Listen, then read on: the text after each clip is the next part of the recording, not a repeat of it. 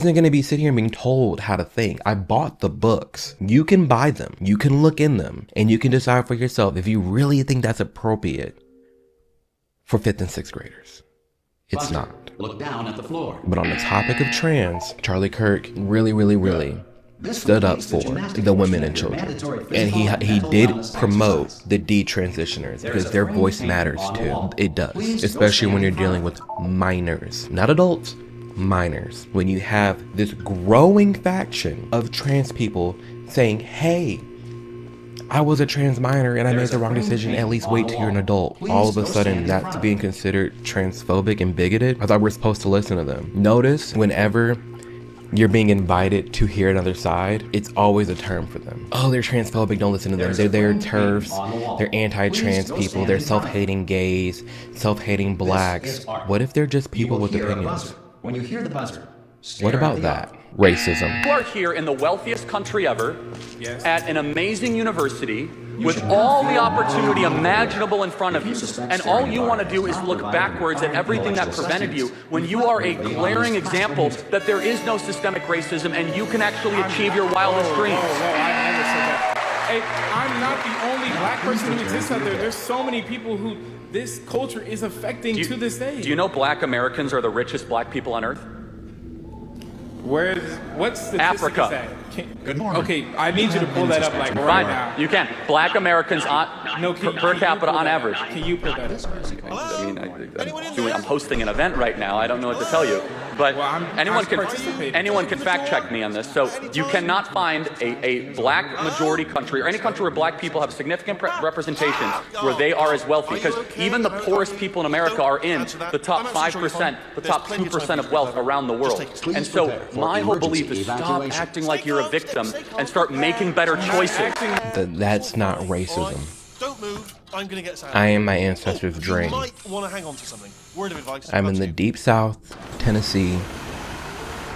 I don't know, 40, 60 feet. Probably above tons of my ancestors that were slaves hundreds of years ago.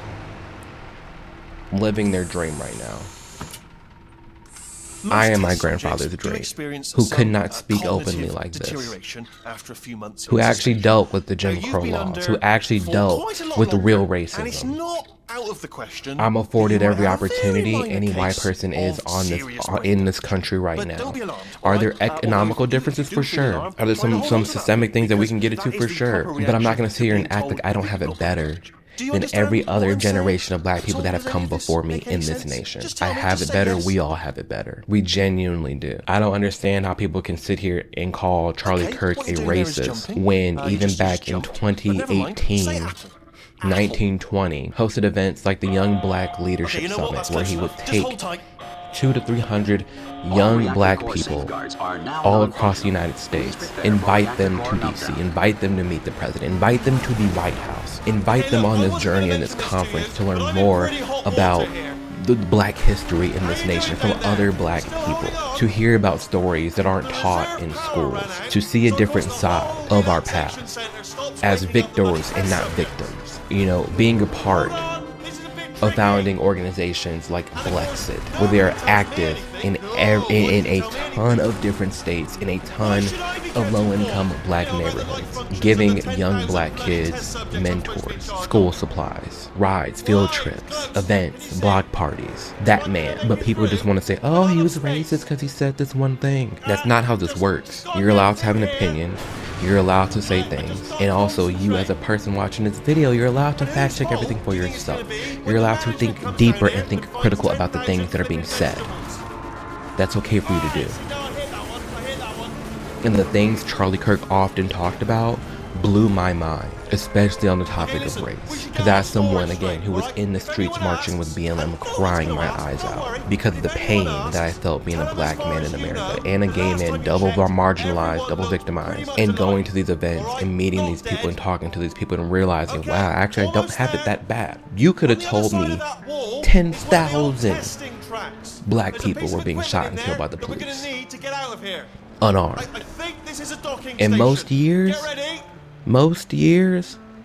more people are being struck by lightning then black unarmed men are being shot by the cops. That man, Charlie Kirk, was not a racist man. Affirmative action. You see a black person in position, or minority or whatever, the assumption is that that person is not qualified, when literally, and you have to be qualified in order to even to get in that position. Well, so let's take college admissions. So this is a great example. At Harvard, we learned because of new revealed documents that black students were having test scores that were 30 to 35% lower than their white counterparts. Okay. And so, therefore, if you saw a black kid at Harvard, it's a fact that they were not having the same test standards as their white counterparts. Still doesn't matter. The kid has to get through. He's got to get through the classes, do the tests, do all the research. Well, they actually drop out at a greater rate too. But the point being is, the idea that they were there, number one, took a spot from an otherwise qualified individual that might be white.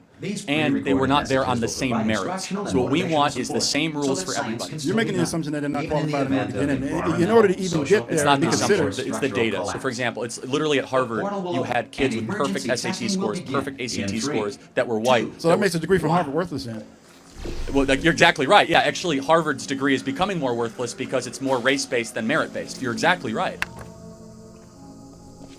Affirmative action in a nutshell. Oh, well, Charlie Kirk was against affirmative action. That means he's racist. Oh, there's tons of black people against affirmative action as well. I don't need you to lower my test scores because that's even more racist. Don't worry. I don't need you to lower my test scores to give me a chance to get into college. Don't you want to feel like you earned your spot? Don't you want to feel like you worked hard for something? Why would you want to get a handout? Why would you want to just be given, hey, you black, we're going to enter you into Harvard because you got a D. Even though these white people are getting A's, I know you're not capable of getting an A, and we need more blacks at our college. So we're just going to go ahead and accept you in even though you have